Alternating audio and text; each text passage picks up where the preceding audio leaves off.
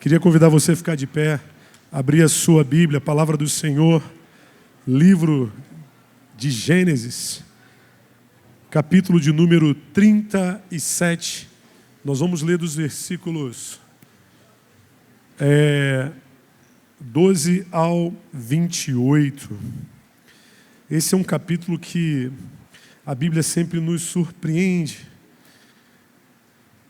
E hoje vocês vão perceber o quanto esse capítulo ele é rico, né? Eu vou ler do 12 ao 28, mas a vontade era ler ele todinho. São 36 versículos, mas vamos ficar do 12 ao 28. E se você já o conhece, faça uma leitura novamente. Se você ainda não conhece, leia-o. Esse é um texto muito precioso. Todos abriram Gênesis 37, versículo 12. A palavra do Senhor diz assim: Então seus irmãos foram cuidar do rebanho do seu pai em Siquém. Guarda isso. E Israel disse a José: Os teus irmãos não estão cuidando do rebanho em Siquém? Vai, vou enviar-te a ele. E José respondeu: Estou aqui. E disse-lhe Israel: Vai, vê se teus irmãos e o rebanho estão bem e traze-me respostas. Assim o enviou do vale do Hebrom, e José foi para Siquém. Guarda bem esses lugares, porque nós vamos explorar bem essa geografia que a Bíblia fez questão de detalhar para nós aqui. E aconteceu que um homem encontrou José, que andava perdido pelo campo, e perguntou-lhe: Que procuras? Ele respondeu: Estou procurando meus irmãos. Peço-te que me digas onde eles estão cuidando do rebanho. E o homem disse: Saíram daqui. Eu os ouvi dizer: Vamos para Dotã. Então José foi atrás de seus irmãos e os achou em Dotã. Ali eles o viram de longe. Antes que chegasse onde estavam, planejaram uma conspiração contra ele para o matar, dizendo uns aos outros: Lá vem o sonhador. Vamos matá-lo agora e lançá-lo numa das cisternas. Diremos que uma fera o devorou, então veremos o que será dos seus sonhos. Mas ouvindo isso, Rúben livrou das mãos deles, dizendo: Não vamos tirar-lhe a vida. E acrescentou: Não derrameis sangue, lançai-o nessa cisterna aqui no deserto, e não encosteis a mão nele. Ele disse isso para livrá-lo das mãos deles, a fim de restituí-lo a seu pai. Logo que José chegou a seus irmãos, eles os despiram de sua túnica, a túnica longa que estava usando, e agarrando-o, lançaram-no na cisterna. A cisterna estava vazia, não havia água nela. Depois disso, sentaram-se para comer, e levantando os olhos, viram uma caravana de ismaelitas que vinha de Gileade. E seus camelos traziam essências aromáticas, bálsamo e mirra, e levavam para o Egito. Judá falou aos seus irmãos: De que nos serve matar esse irmão e esconder o seu sangue? Vamos vendê-lo aos ismaelitas. Não encostaremos a mão nele, pois ele é nosso irmão, nossa carne. E os irmãos o escutaram. Quando os negociantes midianitas passaram, eles tiraram José, fazendo-o subir da cisterna, e venderam-no por 20 ciclos de prata aos ismaelitas, que o levaram para o Egito. Vamos orar? Senhor, nós queremos te agradecer por tudo que o Senhor já nos deu essa noite. Pela forma como o Senhor se revelou em meus louvores, pelo ambiente da comunhão, Senhor, e que o Senhor continue a fazer nesse lugar. Oramos entregando a Ti essa palavra, Pai, que é Tua, que é viva, verdadeira e eficaz, espada de 2 lâminas, que é capaz de separar alma de espírito juntas de medula. Que essa palavra agora encontre lugar em nossas mentes e corações. Queremos ser abastecidos da Tua verdade, Senhor. A verdade que cura, salva e liberta. Queremos ser influenciados diretamente pelo efeito dessa palavra em nós, através da ação do Teu Espírito Santo. Por isso te pedimos, Senhor, esconda-nos em Ti e faça desse lugar o Teu arraial santo. E que em nome de Jesus possamos viver uma noite sobrenatural na Tua presença.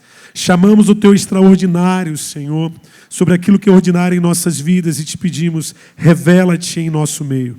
É o que nós oramos, Pai, desde já te agradecendo em nome de Jesus. Amém e amém. Amém, meus irmãos? Por favor, se assentem, mas não se dispersem. Vamos para um ambiente muito importante. Quero falar hoje sobre, obrigado, filho, sobre José, a geografia espiritual do chamado. Antes de começar a trazer os detalhes desse texto, eu queria te fazer algumas perguntas. Você acredita que Deus tem um chamado para a sua vida?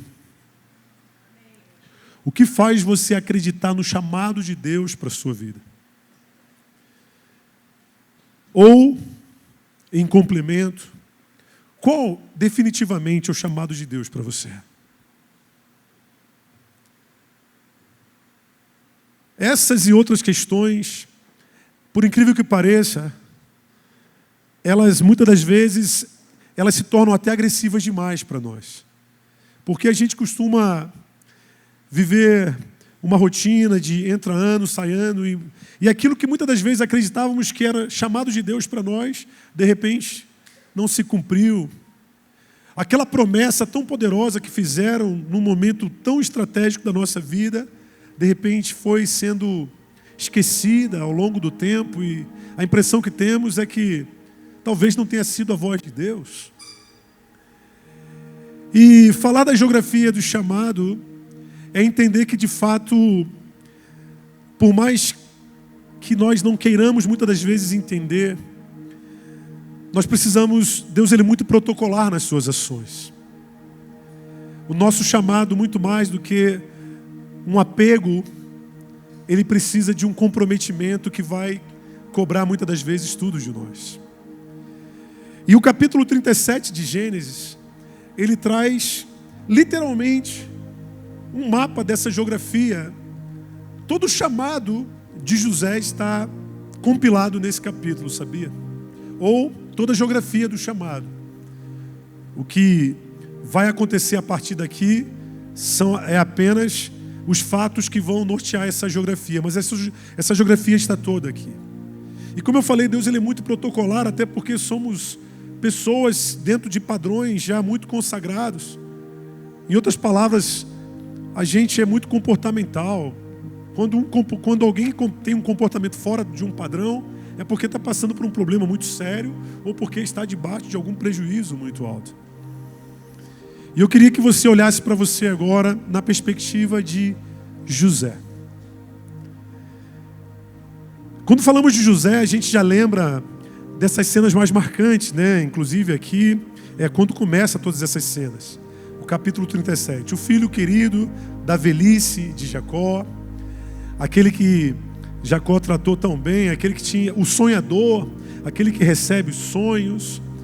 E a gente já fica querendo chegar no final da história, porque ele vai passar um tempo longo de muitas provas, né? É uma geografia, ele vai ter que cruzar todo um mapa em direção ao grande momento dele, mas a gente já fica imaginando o final da história, e muitas das vezes olhar a história de José, pensando ou visualizando só aquele final, nos faz não entender claramente como se deu um processo tão glorioso.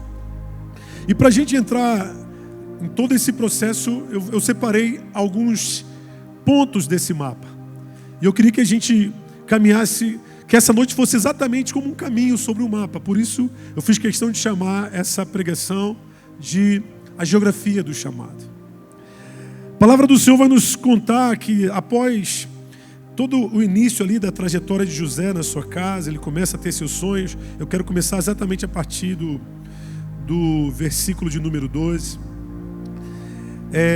José aqui havia acabado de ter os seus 2 sonhos que alimentaram ainda mais a distância que ele tinha de seus irmãos. José ele nasce debaixo desse amor de predileção, né?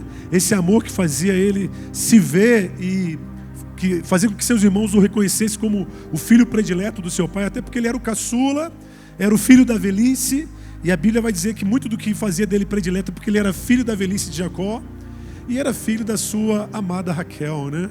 O único filho de Raquel. Então ele tinha todas as prerrogativas para de fato encontrar um tratamento especial. Mas muito além disso, José, ele foi muito recíproco com esse pai. Ele soube refletir muito bem todo esse investimento. Então José não foi só um filho mimado, como às vezes alguém possa querer enxergá-lo. Um filho predileto diante de tantos outros que poderiam ter. Muito mais que isso, José, ele amou Jacó. Ele tinha tudo desse filho especial mesmo. Portanto, o versículo 12 começa com José já operando numa posição que já lhe era de destaque. Um fiscal do pai junto aos seus irmãos. E isso fazia com que esse ódio desses irmãos ainda aumentasse. Porque, para piorar, ele vinha com aquele clima de menino perfeito, dizendo: ó, papai está triste. Esses rebanhos estão tudo no sol, estão batendo papo, estão comendo demais. Olha como é que estão essas ovelhas aí e tal. E José, imagina, o cara que mais tarde ia administrar o Egito, eu fico imaginando ele querendo já dar as suas primeiras aulas de administração para aquela galera ali, né? Gente, ó, desse jeito aqui não vai dar não.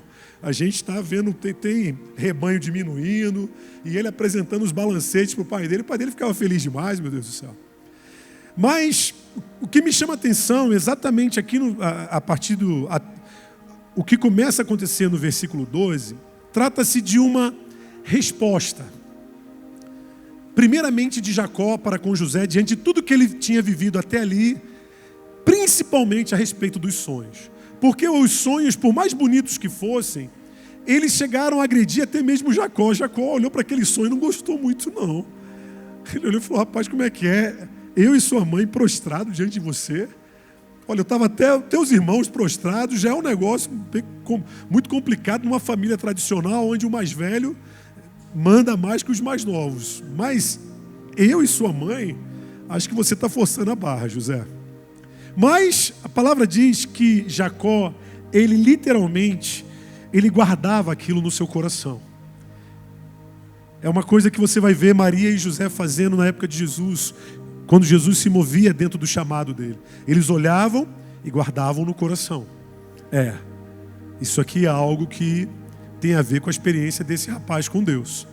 E nesse ambiente de guardar o coração, começa-se uma trajetória. E eu posso dizer para você que a trajetória de José começa exatamente aqui no versículo 12. Então, os irmãos haviam saído da sua casa para uma cidade chamada Siquém, daqui a pouco eu vou falar dela. E seu pai, já usufruindo, já validando muito desse sonho, de tudo que representava José, fala: José, porque o clima aqui é diferente, está entendendo? E a Bíblia faz questão de trazer um clima aqui nesse momento. Aquele chamado foi diferente dos outros, porque aquele ali, inclusive, seria a última vez que Jacó chamaria seu filho para cumprir essa missão junto aos seus irmãos. Então foi um chamado muito interessante. Havia um clima diferente. Jacó, de posse de tudo isso que eu falei, fala: filhão, vai lá, preciso que seus irmãos foram para Siquém, preciso que você veja como é que estão os rebanhos, como é que eles estão, e traga notícias para mim. E ele, como de se esperar, como de praxe, José responde: eis-me aqui, estou aqui, estou pronto, está pronto. E a palavra continua dizendo que aí José define para onde eles estão, e ele o envia do vale de Hebrom a Siquém. E quando você começa o capítulo 7, o capítulo 37 de Gênesis, você vai perceber que Jacó, o primeiro versículo fala assim: Jacó habitava nas terras das peregrinações de seu pai, na terra de Canaã. O texto começa trazendo um ponto de partida da história de José. Todo chamado, gente, ele precisa de um ponto de partida, sabia disso? Se você tem um chamado, a partir de hoje eu quero que você descubra um tempo de partida. O chamado de José é o chamado padrão, é o chamado ideal, digamos assim. E ele tem um ponto de partida muito legal. Eu vou chamar esse lugar de as terras de peregrinação de seus antepassados. Foi ali que Abraão peregrinou, foi ali que Isaac peregrinou, e agora seu pai Jacó, já envelhecido, peregrina. E é interessante que quando olhamos para essa imagem de uma terra de peregrinação, nós percebemos que ela tem um significado espiritual muito legal. É muito interessante quando um pai prepara um filho para viver o destino que ele tem em Deus, a partir de uma posição de um peregrino. Alguém que está diante de uma terra de peregrinações. Um dos maiores segredos do nosso chamado em Deus é nós entendermos que quando iniciamos esse chamado, significa que esse chamado ele não começou em nós. Esse chamado, ele antecede a nossa história. Porque muito do teu chamado diz respeito ao teu legado, sabia? Ao teu legado familiar. O teu chamado, ele tem uma relação muito direta com a tua história familiar, você sabia disso? Até porque, por mais distante que esse chamado se mostre da sua casa, por incrível que pareça, muito do que estabelece a construção desse chamado é a partir desse DNA que você tem. E quando eu falo DNA, DNA humano, desse pai, dessa mãe. E é interessante que Jacó peregrinava já na terra do seu pai, do seu avô, e agora ele está pronto para liberar o seu filho. Quero que você entenda a terra de peregrinações por duas perspectivas. Primeiro, é isso que eu já falei. Antes de nós começarmos alguma coisa, alguém começou antes de nós. As terras de peregrinação de Jacó era tudo aquilo que José precisava. Em outras palavras, Jacó era aquele pai que está no lugar certo, na hora certa, fazendo a coisa certinha para que esse filho seja exatamente quem Deus queria, ou quem Deus determinou que ele fosse. Há uma caminhada, filho. E eu estou chegando ao final dela. A terra de peregrinações representa um momento em que nós que já estamos começando a ficar com a cabeça mais esbranquiçada, né? A barba já mudou de cor e por aí vai. A terra deixa de ser um lugar de alvos, de realizações. Chega uma hora na nossa vida que a terra é só um lugar de peregrinações. E é interessante quando você amadurece e descobre que a terra é só um lugar de passagem. Por incrível que pareça, essa maturidade não precisa chegar só na velhice, sabe, gente? Porque o chamado de José nos mostra que ela descende de uma consciência. E aí eu quero chamar a atenção para um outro ponto da terra de peregrinações. José, aprenda uma coisa. Nós não estamos aqui para nos prender às coisas do tempo. Não se deixe levar pelo que é temporal. Teu pai é um peregrino. Seja você um peregrino. Eu não construí uma riqueza para que você se pegasse a ela. É muito interessante quando o seu filho olha para você no auge da tua prosperidade, no auge da tua satisfação pessoal, como profissional, como pessoa, marido, pai, e descobre em você uma figura totalmente desprendida do tempo.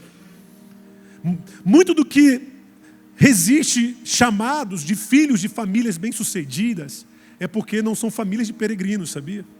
São famílias de pessoas que se apossaram da terra, que tomaram o que é temporal para si, quando Deus estava dizendo: ei, não é sobre o tempo, eu te chamei para a eternidade, tenha o foco no eterno. O tempo precisa ser uma boa plataforma de conquistas e realizações que você precisa construir ao longo da sua caminhada, até para testemunho da minha glória, mas não se prenda a isso. Estabeleça uma casa de peregrinação, porque é exatamente isso que facilita o chamado dos teus filhos. José estava muito livre para viver o chamado porque ele tem um pai peregrino. Nada aqui é nosso, tudo aqui é do Senhor. O que vai ser nosso está lá na eternidade, quando tomarmos lugar juntamente com Ele na glória, aí aquilo lá vai ser nosso para sempre. Aqui a gente está só de passagem. E eu quero que você olhe isso com muita propriedade, porque falar de chamado é falar de uma continuação que precisa existir. Falar de o maior legado que você como pai, como mãe, vai passar para o seu filho, não é uma carreira de sucesso. Saiba disso. Mas é a capacidade de apontar o destino que Deus tem para ele. E muitas das vezes esse destino pode não estar dentro daquela carreira que você, de forma até vaidosa, idealiza. E isso é muito sério.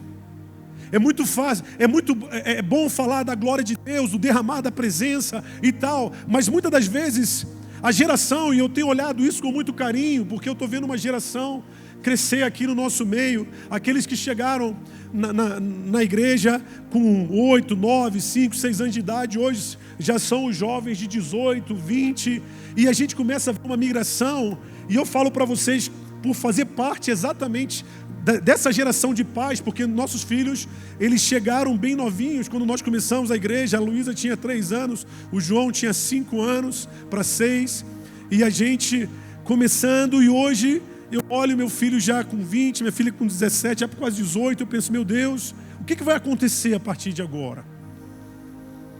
Eles precisam encontrar em mim um peregrino. Isso aqui não pode ser nosso, porque a ausência de uma peregrinação, como eu falei, vai fazê-lo não conseguir entender qual é o chamado dele. E eu chamo a sua atenção para isso, porque muitas das vezes o que dificulta essa descoberta na vida dos nossos filhos é porque nós estamos presos ao que é temporal. Jacó não se prendeu. E olha que ele era bem próspero, hein, gente? Pensa num cara rico, era esse Jacó aqui. Ele não estava aqui preocupado com os boletos de amanhã, não. É importante você entender isso, porque essa é a grande continuação. E se tem uma geração que precisa responder ao chamado, é essa geração que está assumindo a maioridade agora. O que está acontecendo no mundo hoje requer uma geração extremamente abastecida de Deus, muito preocupada em alcançar o alvo em Deus. Por isso eu quero que você preste muita atenção no que eu vou ministrar nessa noite aqui. Porque dentro do ambiente, dentro das terras de peregrinação, o versículo 12 vai falar que, não o 12, mas o 14, vai falar que dentro dessa terra, ele fez um lugar, ele estabeleceu um lugar nessa terra de peregrinação. Um lugar chamado Vale de Hebrom. É interessante que o termo Hebrom está ligado à aliança. O próprio nome define algo relacionado à comunhão, relacionamento. E aí nós temos uma chave muito importante dentro da nossa terra de peregrinação. Por mais peregrinos que sejamos, existe uma propriedade que a gente precisa requerer. Essa propriedade, e ela é única, ou deve ser encarada como a mais valiosa de todas, considerando que somos sim peregrinos. Uma terra de relacionamento, um lugar de fundamentação e aliança. No meio daquela peregrinação, o Vale de Hebrom já era conhecido antes de Jacó estar ali. A primeira pessoa que havia passado pelo Vale de Hebrom foi o próprio Abraão. E ali ele vai comprar a primeira porção de terra conhecida que ele comprou. Uma porção de terra chamada Macpela. Essa porção é onde ele simplesmente enterrou Sara, ele foi enterrado, Isaac foi enterrado, Rebeca foi enterrada, Jacó vai ser enterrado ali, e Lia será enterrada. Ele comprou um lugar só, um ponto final. Mas um ponto final que diz sobre relacionamento. E esse relacionamento, ele é essencial para um chamado. Por isso eu vou trabalhar esse relacionamento em 2 níveis. Primeiramente, o relacionamento de família. Bons chamados nascem de famílias que sabem se relacionar entre si. Jacó, ele instituiu um padrão de casa onde José estava pronto para honrar esse pai, esteja esse pai vivo ou morto. Jacó, por isso que eu falo que José, ele reflete bem essa reciprocidade de um pai que o amou, porque havia uma relação muito estreita entre eles. E essa relação, ela tinha um fundamento que está além deles. Ela é estabelecida pelo próprio Deus. Hebrom tem muito a ver com a revelação de Deus, do Deus de aliança.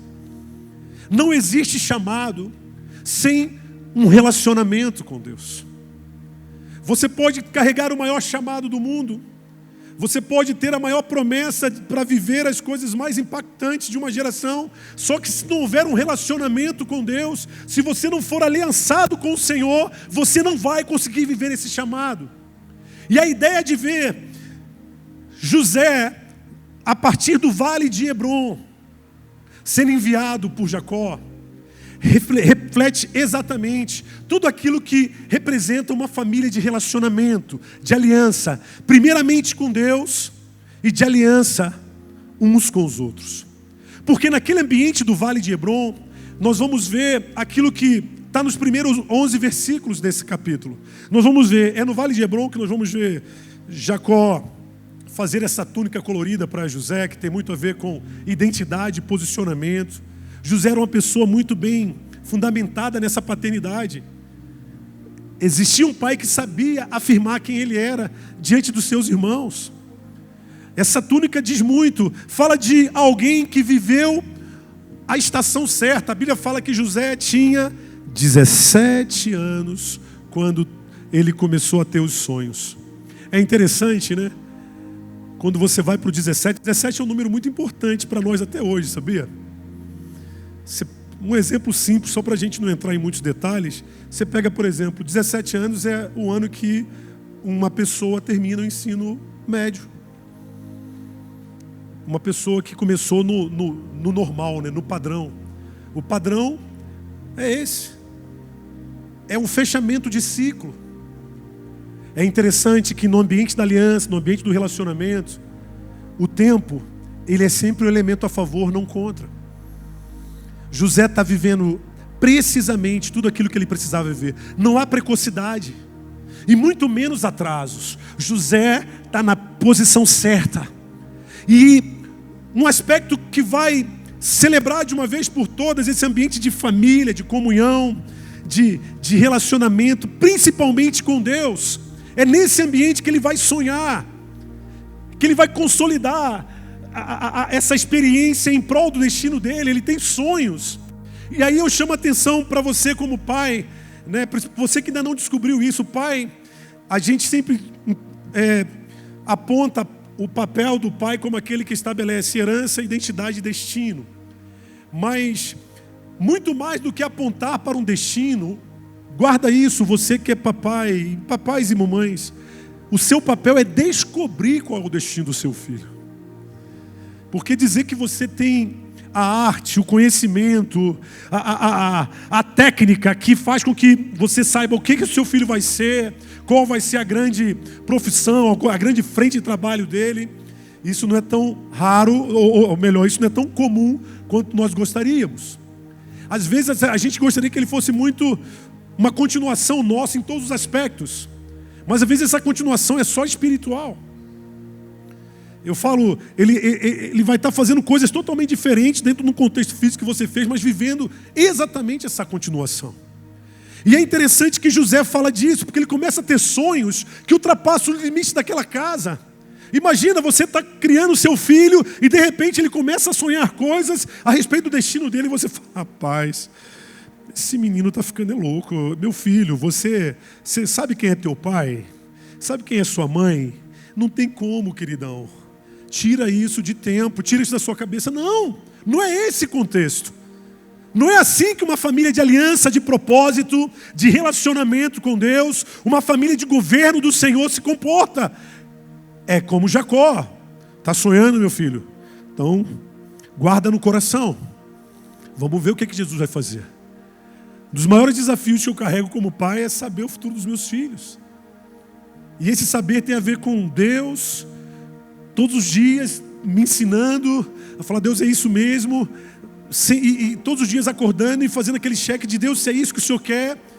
Porque imagina, Deus olha para nós, eu vou botar meu exemplo aqui, chega para você e fala, entrega, minha filha teve um sonho esses dias, acho que me levou para essa palavra.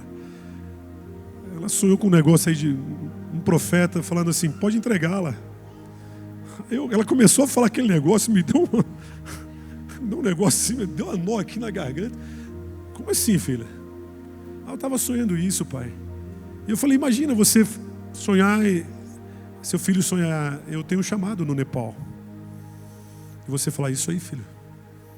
Eu tenho um chamado na Indonésia. É isso aí. E você olhar e falar, é isso que Deus quer. E você vibrar com isso. E você falar, foi para isso que papai e mamãe te criou. Foi para isso que nós investimos em você, não foi para ser nosso. Até porque nós somos peregrinos, lembra? O único pedacinho de terra que a gente comprou aqui é um pedacinho lá no Vale de Hebron, só para a gente enterrar nossos mortos ali, no ambiente da intimidade, no ambiente do conselho, no ambiente da aliança com Deus. Todo chamado, ele precisa de uma experiência que afirme a evidência de Hebron. Você precisa entender que é essa aliança que vai pesar. Por quê? Por que ela tem que vir antes? Porque é ela que vai fazer você prevalecer depois. Porque se ela não vir antes, não tem como vir no meio. Chamados sem aliança são chamados frustrados. Chamados de quem não entendeu o peso da aliança são chamados feitos para sucumbir, feitos para frustrar. E isso precisa ser pesado de forma muito clara. Todo chamado sólido nasce da comunhão e encontra nela sua sustentação permanente.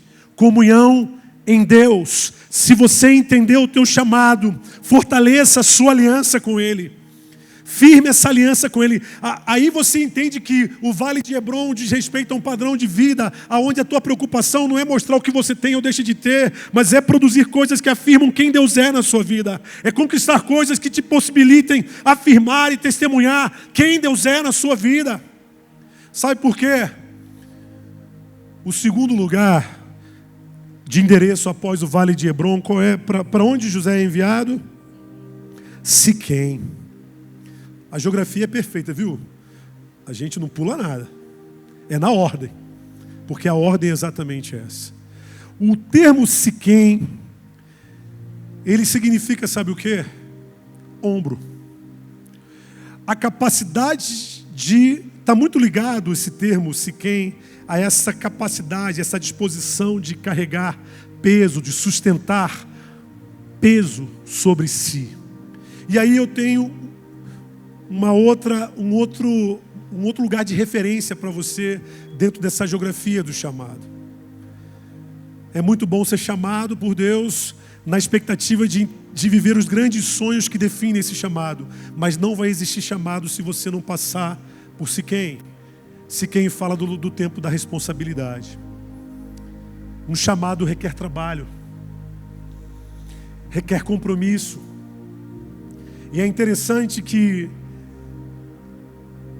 você pode sonhar o que for. E aí voltamos para o sonho de José. José sonhou em ser o cara. Olha, eu vi muita coisa. O pai olha e fala: gostei do sonho. Guardou no coração. Filho, teu sonho está lindo. Gostei demais. Mas amanhã de manhã acorde 5 da manhã que eu quero que tu lá em Siquém, tá? Mas pai, o sonho era todo mundo de joelho e eu sentado. Eu sei, filho. Por isso eu quero que amanhã você acorde bem cedinho e vá para Siquém. Vai trabalhar, meu querido. Amanhã é dia de responsabilidade. Amanhã é dia de você entender que grandes conquistas é despertado por ações simples, mas necessárias. Ações que vão te levar a sacrifício constante. Não despreze tarefas que são difíceis só porque você se acha muito bom. Não é esse o contexto. Esteja preparado para carregar grandes pesos, porque o propósito que Deus tem para a sua vida, ele não é leve. A cruz não é leve. Viver o propósito de Deus não é uma experiência com as nossas idealizações pessoais. É uma experiência com compromisso com o propósito. É o propósito que nos faz. E é interessante que Siquém vai atacar a capacidade de servir de José. Vai atacar a responsabilidade que ele tem a partir das pequenas coisas. Vai atacar a humildade dele, aonde ele tem que entender que, quer ser grande, aprenda a servir. Porque maior é aquele que serve. Não é sobre você ter uma posição que te dá autonomia, que te dá governo sobre os outros, porque não é esse o contexto. Deus não chamou você para governar pessoas. Deus não chamou você para se promover diante de pessoas. Deus chamou você para ter resposta para aquilo que paralisa pessoas. Deus te chamou para governar sobre aquilo que agride, que resiste, que aprisiona pessoas. Essa é a glória de Deus. Deus chamou você para ser referência naquilo que transforma a vida de pessoas, mas transforma de forma melhor, para melhor. José precisava dessa escola. É Siquém. Siquém tem uma linguagem de todo grande chamado começa de ações muito simples. Quer ser grande? Comece varrendo o chão. Quer ser grande? Comece a servir para os jovens, né? Comece arrumando sua cama. Já começou, já entra na disciplina, já entra na responsabilidade. Porque isso é fundamento. E é interessante que Siquém vai trazer um peso muito grande, porque ao mesmo tempo que José precisava ir para Siquém, Siquém representa o momento em que Jacó precisa liberar José. Está na hora de você começar a sua caminhada, filho. E agora você vai aprender a ter disciplina. Se você for um cara bom, vai sofrer pouco. Se você for um cara mais ou menos, vai ter dificuldade. Se você não for uma pessoa tão boa quanto você acredita, vai sofrer muito. Porque Siquém fala dessa escola do trabalho. A escola do servir. Todo chamado precisa dessa escola, meu querido. Não existe um chamado dos homens e mulheres de Deus que não passe pela escola do servir. É Siquém. E sabe o que é mais doido? Eu considero Siquém, a gente tem vivido isso, esse ano o João começou, ano passado, né? Começou o primeiro trabalho dele lá, de estagiário e tal.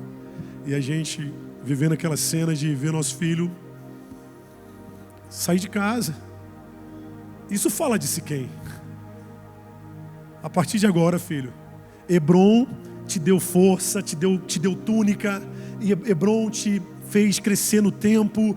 E Hebron fez você viver a coisa certa, na hora certa. É com 17 anos, direitinho. Agora é hora de você definir o seu destino. Agora é hora de você ir para a especialização, para a profissionalização. Agora é hora de você entender o que acontece fora das quatro paredes da casa do papai e da mamãe. Agora você precisa ir. Só que é tão interessante que quando José chega em Siquém, sabe como é que ele está? Ele rapidamente descobriu que ele estava perdido. Opa! Que história interessante, cara! Você sabia que isso acontece o tempo todo conosco? Siquém, a ponto de você vai perceber, e aí eu vou colocar um quarto elemento nessa pregação, que é exatamente a figura do homem que encontrou José. Ele não encontrou esse homem. A Bíblia fala que José estava lá e ele foi atrás dos seus irmãos e ele descobriu que eles não estavam ali. E de repente, ele se viu literalmente perdido. Até que um homem o encontra e fala para ele: meu jovem, o que você está fazendo aqui? Eu tenho uma missão. Meu pai me deu essa missão e eu agora não sei como cumpri-la, porque eu não sei para onde meus irmãos foram. E aquele homem que a Bíblia faz questão de não dizer se ele era crente, se ele era pagão, se ele... a Bíblia não diz nada a respeito disso, só fala assim, um homem o encontrou. E eu amo essa linguagem, porque ela é muito profética. Como assim, um homem? Que homem é esse? Que o encontra e fala, não, eles passaram por aqui sim. Eles foram para uma cidade ali, uma terra chamada Dotã. Pode ir para lá, você encontra eles lá. Guarda isso aqui, pelo amor de Deus. No ambiente do teu chamado, por mais perfeita que seja a sua casa, o ambiente de Hebron, o ambiente da aliança, sabe, aquele lugar onde Deus está, nós nunca vamos ser suficientes para os nossos filhos. E isso diz muito sobre as casas também que não foram tão perfeitas como a casa de Jacó a favor do chamado de José. Não se preocupa não, meu querido. Se você veio de uma paternidade falida, que te maltratou, que de alguma forma até te traumatizou, fica calma, não se perca no chamado não. Porque quando a gente vai para Siquém, a certeza que nós temos é que não tem ninguém preparado. Se tem uma coisa que o pecado nos determinou, é que não existe paternidade perfeita. Não existe maternidade perfeita. Quando você chega em Siquém, e eu quero que você compare Siquém, exatamente essa experiência eu acabei de dar como exemplo aqui. É o início de um campo de trabalho, de uma rotina, é sair de casa. A gente ora para que os nossos filhos sejam encontrados pelas pessoas certas. Porque se ele for encontrado pela pessoa certa, ele vai conseguir ser endereçado para o destino certo. Então, quando eu olho esse homem sem identidade, algumas pessoas vão acreditar que Deus enviou esse homem. Não, não. Esse homem aqui, ele é uma figura extremamente neutra e, por incrível que pareça, ele é impessoal. Quero chamar a atenção para alguns aspectos desse encontro. Primeiro aspecto é que ele vai revelar os limites da nossa paternidade, como eu falei. Eu não consigo ser pai do meu filho, da minha filha sozinho, em direção ao destino deles. Eu vou precisar de alguém que o encontre. E eu vou dar o testemunho aqui, né? Eu falo isso com muita alegria. Eu tenho um cara aqui que ele não está aqui hoje, mas ele é uma figura de muita referência para nós lá em casa hoje na relação com o João. É o Ailton, o esposo da Mizuta. Né? Quem conhece o Ailton sabe bem. O Ailton é um cara bem paizão, né? E eu fico brincando, mas é uma brincadeira com fundo de verdade, porque enquanto eu estava recebendo esse texto, hoje de manhã cedinho, me veio essa lembrança. E eu pensei, Deus, que meus filhos sejam encontrados pelas pessoas certas, porque eu não sou suficiente. E eu ainda brinco, eu ainda falo com o João sério. Às vezes eu falo, João, se eu tivesse um Ailton desse aí na minha vida, eu acho que eu seria outra pessoa, filho. Sabe o que eu estou dizendo? Muito do que você é porque alguém, além do teu pai e fora do domínio, fora da capacidade dele, um dia te ensinou coisas que foram essenciais para você chegar até aqui. Um dia te trouxe coisas que te endereçou ao teu destino, e isso é lindo demais. Por isso que eu gosto dessa impessoalidade. E o segundo ponto que me chama a atenção dessa impessoalidade é que, como eu falei, José foi encontrado, não é uma ação que se faz ativamente. Ele está totalmente refém de uma debilidade, de uma incapacidade que reflete muito de uma casa que não é perfeita, reflete muito de uma realidade de pessoa que ele ainda não sabe quem é direito, mas está aprendendo a se conhecer, porque você se conhece muito a partir do que você serve, a partir da forma como você reage às suas responsabilidades. Você precisa conhecer, e o teu chamado, ele carece dessa escola. E aí surge um homem, surge essa figura que é capaz de ir no meio de um tempo de... E eu queria que você fizesse essa lembrança. Imagine alguém, por isso que esse homem, ele é muito estratégico dentro desse texto. Imagina aquela pessoa que um dia falou, ei, eu vou te ensinar a pintar casas. E de repente teu pai não era nem pintor. Eu vou te ensinar a consertar carros. Não, eu vou... De repente esse homem...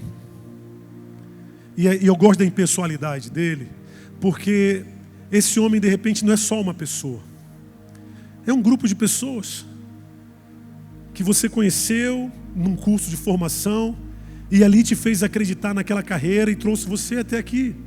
Ou pessoas que ao longo de um tempo foram se substituindo ali numa rotina de ensino, de apontamento. E aquilo que um começou quando você tinha 15, 16, 17 anos, 18, foi melhorado por uma outra pessoa quando você tinha 20, 22. E de repente você conheceu um outro já. E hoje eu me tornei isso. Eu me tornei advogado por causa daquele cara ali, ouvindo aquele cara. Ele me encontrou. Eu não tinha como encontrá-lo. Vocês conseguem entender isso? Porque, por outro lado, nós precisamos dessa figura, porque encontrar o homem errado, por isso que eu faço questão de não defender que, porque Deus mandou esse homem, é muito mais que isso. Eu gosto dessa impessoalidade da Bíblia, porque muitos de nós não temos sabido viver um chamado, porque estamos detidos, resistidos por conselhos errados, por apontamentos errados, por pessoas que não souberam nos levar para aquilo que definia a nossa missão. Mas não esquenta não, se você chegou hoje aqui, você está no ambiente dos homens e mulheres que te encontram para dizer para você qual é a missão, qual é o chamado, o que você precisa viver. Esse é o papel da igreja. E eu quero dizer algo para você. Você foi feito para ser esse homem aqui, essa mulher representada por esse homem aqui. Alguém que vai encontrar os filhos de Deus que precisam viver chamados, mas que não conseguiram lidar com a rotina de Siquém, e eles estão perdidos, porque todo mundo se perde em Siquém. As más influências corrompem os bons costumes, diz o ditado. E de repente ele está lá, doido para ser achado, e sabe quem vai achá-lo? Você. Sabe quem vai encontrá-lo? Você. Porque esse é o nosso papel, de olhar para os Josés dessa geração e falar: o que você está fazendo aqui, meu querido? Não, meu pai me deu uma missão, eu sei para onde você deve ir, você tem que ir para lá agora. Vai para lá, vai. É para lá que você... E aquela pessoa vai olhar para você e falar: aquele homem me deu destino. Aquele homem definiu o meu chamado. Você está pronto para ser esse homem? Esse texto é glorioso, né, gente? Vamos para o próximo ponto? Tem uma outra cidade. Qual é a próxima cidade? Dotã. É tudo seguido na regra, tá? Dotã. Eu vou chamar Dotã de vale onde os sonhos são provados. Sabe por quê? O nome Dotã significa cisternas ou poços. Só que em Dotã, todo chamado precisa passar por Dotã. E eu digo, em alguma hora vai ter que passar. Por quê? Dotã surge no horizonte com um chamado muito bom, uma expectativa muito boa, um lugar de poços e cisternas. Significa que, dentro de uma perspectiva espiritual, é um lugar de valores, é um lugar de vida, é um lugar de cura, é um lugar de soluções, é um lugar de paz. É Dotã, tem água, tem provisão. Dotã não é lugar de aperto. Só que a Bíblia fala que quando José vai se aproximando de Dotã, os seus irmãos olham e eles já estão com todo um plano orquestrado ali, no primeiro momento para matá-lo, no segundo momento, vamos fazer o seguinte: vamos lançá-los numa cisterna. E aí surge algo muito pesado na história de José, e que faz parte da geografia do chamado. No lugar das cisternas, dos poços de águas, José foi lançado numa cisterna seca. Dotã vai trazer luz sobre o que representa o período da dor, da prova mais difícil que um chamado, ou uma das mais difíceis que um chamado é obrigado a assumir. O momento em que nós somos rejeitados, feridos, traumatizados, muitas das vezes pelas pessoas que nós mais amamos, por quem mais confiamos. E a ideia de Dotã, o lugar das cisternas, traz esse chamado de: mas espera aí, esse cara era o cara que era para estar me tratando bem, por que ele me traiu? Poxa, ele é meu irmão, por que ele está fazendo isso? Porque o lugar das cisternas, que faz você criar uma expectativa sempre muito positiva, se torna mais agressivo quando você percebe que não tem água. E na verdade aquilo que eram para ser cisternas que afirmavam o bem-estar, a prosperidade, hoje está seco. E há um prejuízo, há uma dor, há um trauma. E em Dotã que José vai provar da pior fase do que representa essa geografia do chamado. Porque agora ele está sendo ferido. Ele está sendo rejeitado. Será que o teu chamado suporta feridas? Ou quais são as feridas? Ou quais os níveis de feridas que você é capaz de suportar diante do seu chamado? José, ele literalmente morreu para aquela casa. Ele viveu um dos piores níveis de ferida. Ele viveu uma morte em vida. O nível de traição dele foi tão alto que ele perde toda a sua identidade no primeiro momento. E a Bíblia é muito clara. Os irmãos, a primeira coisa que faz é tirar a túnica de filho, de chamado, de posicionado, de capacitado do papai, porque agora você vai ser um escravo. É Dotã. Se o teu chamado não suporta Dotã, você ainda está muito longe de vivê-lo. O dia da rejeição, o dia do abandono, o dia da traição, José precisou viver esse dia. Faz parte da geografia do chamado. E é interessante de perceber que antes de Deus definir quem nós somos diante dos homens, Ele faz questão de nos ensinar a vencer aquilo que nos impede de conhecê-lo como de fato Ele é. E se tem uma coisa que resiste à tua experiência com Deus, são teus traumas, tuas rejeições, tuas dores. José precisava passar por esse tempo, e ele passa por Dotã. E aí, a viagem já está, agora a viagem está naquele clima de terminou por aqui, não tem mais para onde ir. Mas eu quero dizer para você que o chamado de Deus para a sua vida, ele não é um chamado de uma geografia humana, sensacionalista, emocional. Ele é espiritual, e a geografia dele, ela vem para te surpreender, porque não se trata da sua posição, se trata da glória dele na sua vida. Não se trata do seu bem-estar, se trata da sua capacidade de querer revelá-lo nos momentos mais estratégicos da sua história. E esses momentos muitas das vezes vêm recheados de dores. É a geografia do chamado. Ele precisava passar por Dotã. Mas eu digo para você que é um lugar onde os poços estão, é um lugar deserto de poços secos. E eu digo, se tem um lugar que é capaz de paralisar chamados, é Dotã. Mas, olha como é que Deus é lindo. Passava por aquele lugar uma caravana de ismaelitas. E eles vinham de uma cidade chamada Gileade. Gente, Gileade não está na geografia do chamado como lugar. Sabia disso? E eu fiquei pensando, por que não levaram José para Gileade antes de levá-lo para o Egito, Senhor? E a resposta que eu obtive me satisfez, me fazendo acreditar que veio do próprio Deus. Gileade, o nome Gileade representa Monte do Testemunho. Não é à toa que é um lugar muito conhecido na história bíblica. Você vai ver Gileade em alguns momentos.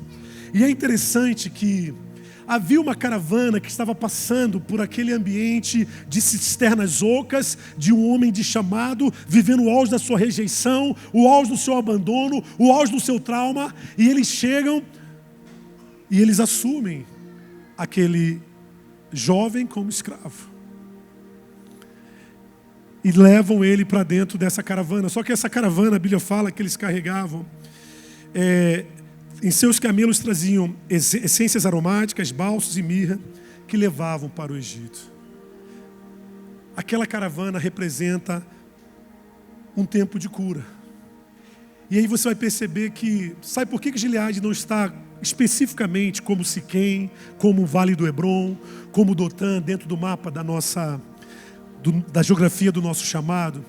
Porque o que vai nos curar não é um lugar, é um processo. É uma caravana em movimento. A cura, ela vai te mostrar que as coisas não acontecem instantaneamente. José, a casa caiu, o chamado parece anos-luz de você, aquele conforto da casa do papai acabou, você está no auge da sua ferida, mas não esquenta não que existe uma caravana que acabou de vir de Gileade. O processo de cura que Deus chama você para viver, ele é um processo que ele tem duas características. Primeiro, ele não acontece de forma estática. Você parado, esperando o anjo tocar em você, porque você está muito doente, e se Deus não te curar, você não vai viver nada do que Ele prometeu, não. Se você está nessa posição, você precisa sair dela hoje. Você precisa caminhar. E ainda que você não saiba para onde você está sendo levado, o processo de cura vai confirmar que você está indo para o lugar certo. Havia uma caravana que vinha de um lugar conhecido pelas suas curas, o seu bálsamo curador. Mas esse lugar ele vai ser visto por José como uma experiência de pessoas, porque as nossas curas, na maioria das vezes, ela não acontece dentro de um quarto, sozinho. Na maioria das vezes é no convívio, é no conselho, é numa mesa onde você tem liberdade para chorar e colocar todas as suas dores para fora. É nesse processo. E é interessante que é exatamente nessa caminhada, em direção, nessa caminhada de cura que, sem que José percebesse, ele estava indo exatamente para o lugar que definiu o destino do seu chamado. A verdadeira cura não consiste em simplesmente você olhar e falar, esqueci o meu passado, a partir de agora sou outra pessoa e não quero lembrar mais. Não. Mas é ter poder para lembrar desse passado sem que ele te fira. Isso é ser curado. A verdadeira libertação não significa ausência de lembranças, de dores e prejuízos que você viveu, ou uma mudança radical de rotinas. A verdadeira libertação é aquela que leva você, muitas das vezes, para o mesmo lugar que um dia te prendeu, mas ele não tem mais autoridade para te prender. Aquela palavra que te feria já não tem mais poder para te ferir, porque você foi liberto, você foi curado. A verdadeira superação, e você sabe de fato que superou uma dor, um prejuízo, não é porque você hoje se olha no espelho, penteia o cabelo e diz, estou bem. Não. A geografia do chamado vai dizer que a verdadeira cura, a verdadeira superação, ela acontece quando você, dia após dia, se aproxima do chamado que Deus tem para você. Você quer saber que você está curado? Você quer saber se você superou de fato tudo aquilo que o diabo usou para resistir você dentro do chamado glorioso que Deus tem? Se aproxime do teu chamado, dia após dia. Porque foi assim que José chegou no Egito. Aquele que foi chamado para ser o líder chegou como escravo. E o Egito fez questão de celebrar o José escravo. O José escravo que se tornou prisioneiro, mas foi assim que ele entrou no Egito. Mas sabe o que é doido? Quando ele coloca em prática toda a vivência de alguém que saiu do Vale de Hebron, de uma terra de peregrinação, que cresceu em Siquém, que passou por Dotã e que caminhou dentro de uma caravana que tinha como origem Gileade, sem que o Egito percebesse, ele estava pronto para governar o Egito. E sabe o que é mais louco? O Egito deve a sua existência a José. Porque se não fosse José, o Egito não seria o Egito. Porque ele estaria pronto para ser consumido por toda aquela tragédia de fome que foi acometida aquela geração. Meus irmãos, eu falei tudo isso porque existe um peso dentro dessa geração, um peso esse ano. Estamos falando de eleição, estamos no ano de chamado, um ano de afirmar quem você é em Deus. E eu digo, Deus vai fazer muitas coisas dentro de famílias, dentro de casas, dentro de trabalhos, dentro de vidas que a gente não imagina. Eu fico imaginando, nem o maior sonhador da história seria capaz de dizer para José que ele seria primeiro-ministro do Egito, a maior potência do mundo naquela época, para que o chamado dele fosse cumprido.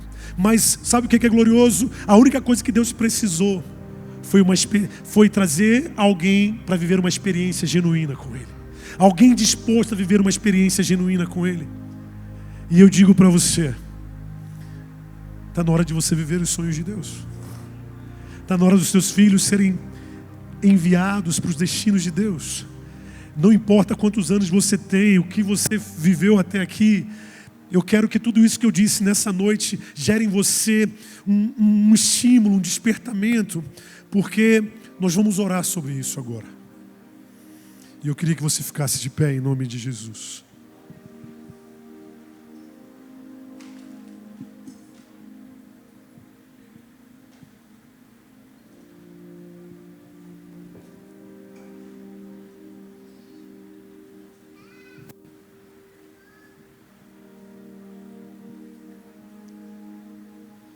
Eu preciso muito que você olhe para a sua história hoje.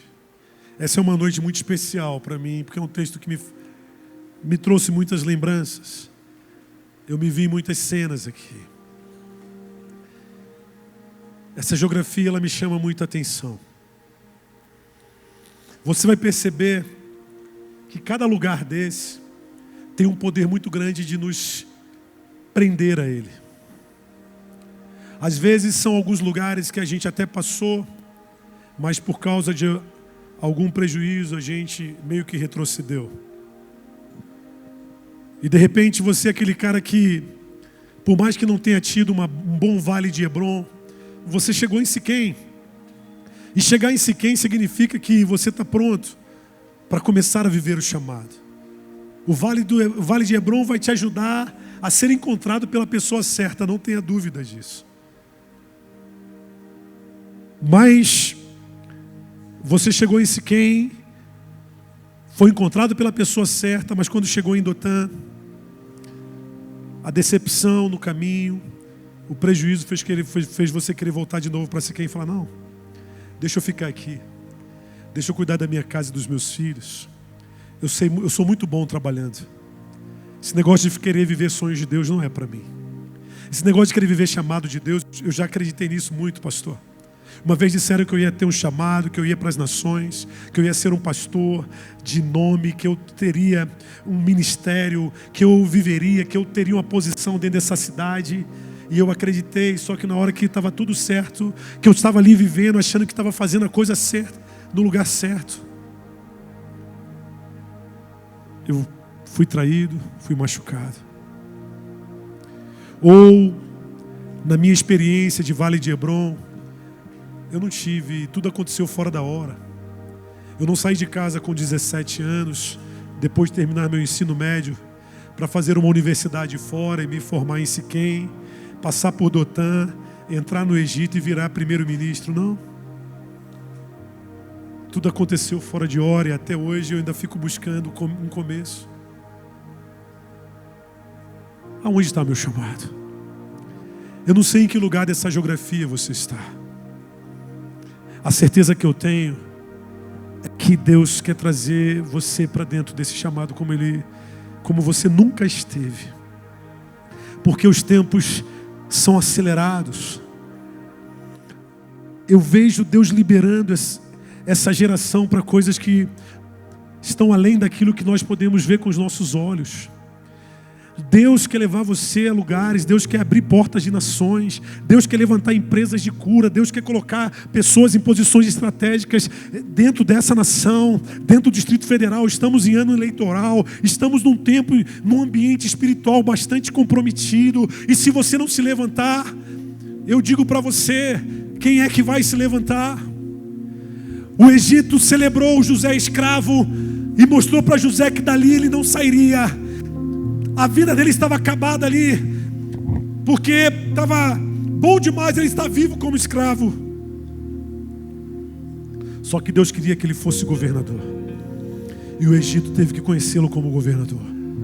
O Egito teve que conhecê-lo como primeiro-ministro, o homem das decisões de Faraó, o homem que comprou todo o Egito e junto com o seu povo para Faraó, o homem que prosperou o Egito como nunca na história do Egito.